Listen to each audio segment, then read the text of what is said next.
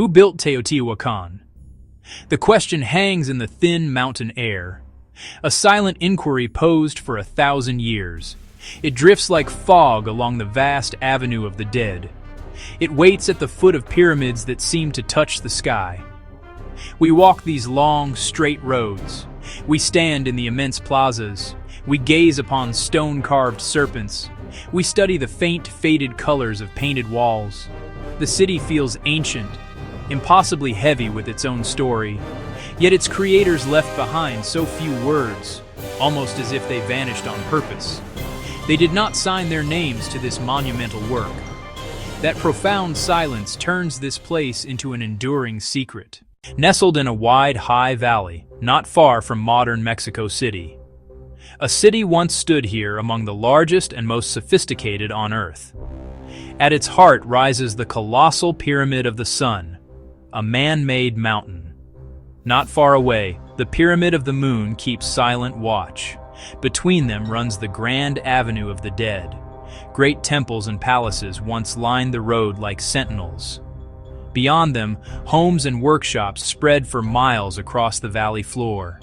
Tens of thousands lived and died here, a population to rival ancient Rome. These were a people of immense skill, masters of their craft, razor-sharp tools made from volcanic obsidian. Delicate pottery, intricate and beautiful, traded across vast distances. Jaguars, coyotes, gods we no longer recognize. A city of temples and markets, alive with commerce and prayer.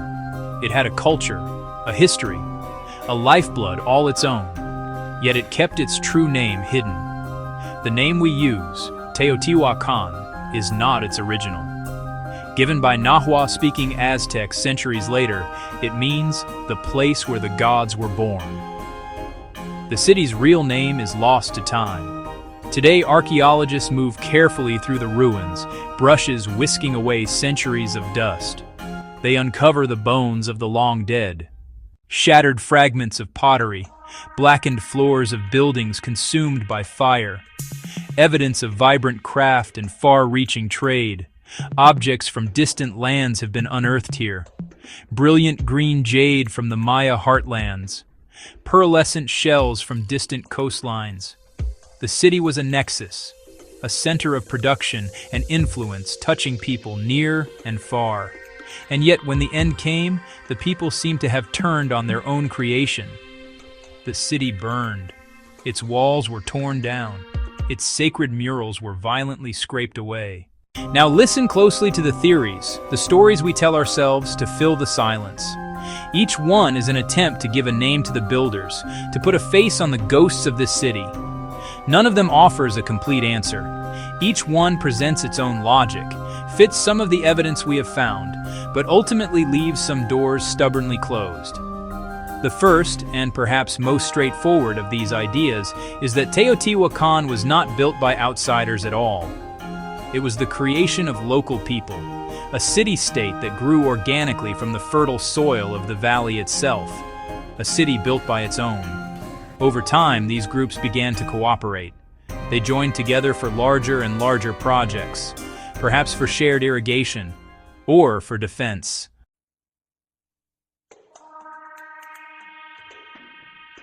Section 4. Theory 2. A capital forged from many peoples. There is another idea, not as a homogeneous city-state, but cosmopolitan and complex. A great melting pot, a multi-ethnic capital. People came to live, work, trade. Different languages in the streets. Foreign gods worshipped alongside local deities. Culture as a hybrid fusion. Archaeologists found distinct barrios settled by distant regions. Section 5, Theory 3. The city ruled by gods and priests. A third theory shifts our focus away from politics and economics and toward the realm of the sacred. It proposes that Teotihuacan was, first and foremost, a holy city, a place where the divine and human worlds intersected. Not governed by kings, not governed by merchants, but by a powerful class of priests.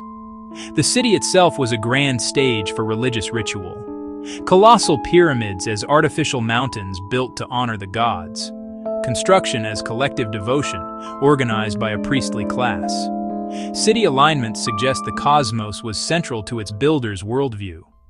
Section 6. Theory 4. An empire cloaked in mystery. There is one more dominant theory, one that speaks of power, conquest, and control. This fourth idea proposes that Teotihuacan was not just a city, but the capital of a vast and powerful empire. Imperial rulers who used military force to expand their domain.